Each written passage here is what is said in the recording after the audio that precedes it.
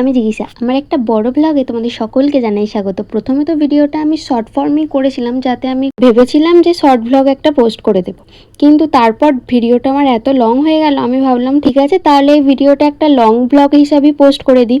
চলো তোমরাও দেখতে থাকো ভিডিওটা কেমন লাগলো। আমি আর আমার বৌদি আমরা পয়লা বৈশাখের আগের দিন গিয়েছিলাম আরামবাগে শপিং করতে। চলো কি কি শপিং করলাম সেটাও তোমরা একটু দেখে নাও, আর শপিং এর পর আমি কোথায় গিয়েছিলাম সেটাও আছে এই ব্লগে। প্রথমে আমি আর বৌদি আমরা দুজন মিলে কসমেটিক্সের দোকানে গিয়েছিলাম, সেখান থেকে তারপরে গিয়েছিলাম জুয়েলারির দোকানে কিছু দেখার জন্য, তারপর চলে এসেছিলাম একদম শাড়ির দোকানে। পয়লা বৈশাখ মানে নতুন জামা কাপড়, তার জন্য এখানে বৌদি কয়েকটা শাড়ি নিচ্ছি। পিসেমণির বৌদির আর আমার মায়ের জন্য একটা কিনেছিল। আমরা এই শাড়িগুলো দুজন মিলে পছন্দ করেই কিনে নিয়েছিলাম সেদিন। ভিডিওটা দেখে আমাকে কমেন্টে কিন্তু অবশ্যই জানিও তোমাদের এই শাড়িগুলো কেমন লাগলো।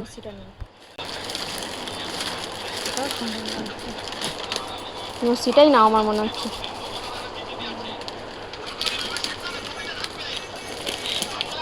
এই জামাটা বৌদি আমায় কিনে দিয়েছে। দুটো কালারের মধ্যে আমি পুরো কনফিউজড হয়ে গেছিলাম, তাও আমি প্রথমের রংটাই নিয়েছিলাম কারণ বৌদি বললে এটা আমাকে নাকি বেশি ভালো লাগবে। তারপর এখন আমরা চলে এসেছি গ্রসারি শপে। এখানে কিছু বাড়ির জিনিস নেওয়ার ছিল, তারপর সেগুলো নিয়ে আমরা সোজা চলে এসেছিলাম একদম পর্দা কিনতে। তারপর সেখান থেকে একটা পর্দাও নিয়ে নিলাম।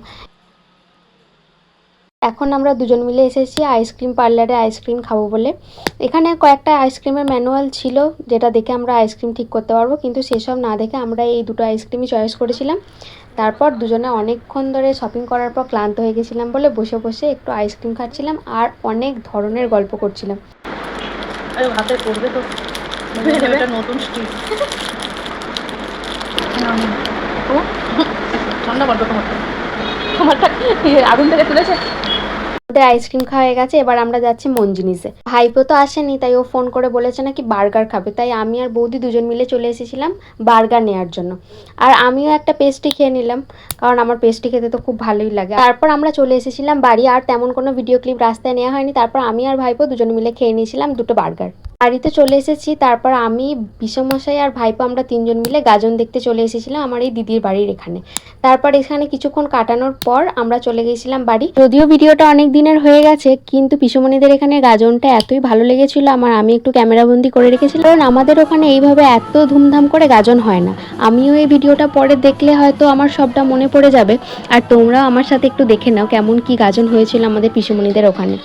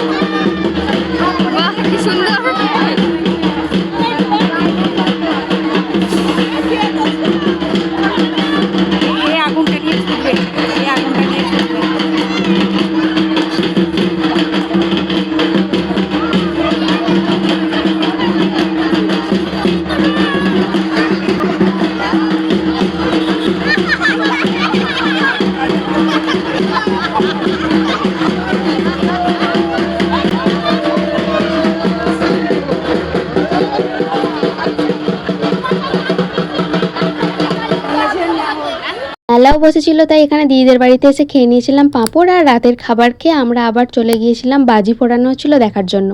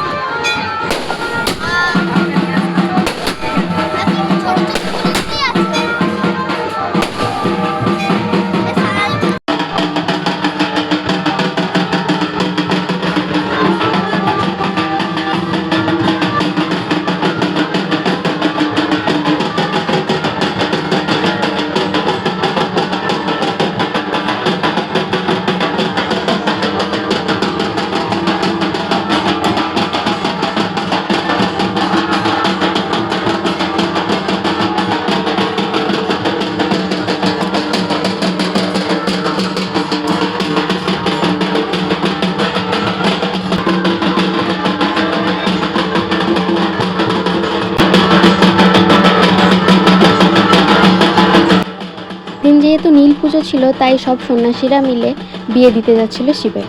তারপর সেখান থেকে আমরা চলে এসেছিলাম বাড়ি। ভিডিওটা কেমন লাগলো তোমরা কিন্তু অবশ্যই আমাকে কমেন্ট করে জানিও, আর এরকম আরও ভিডিও দেখতে চাইলে like, comment, share and subscribe করে দিও। চলো বাই।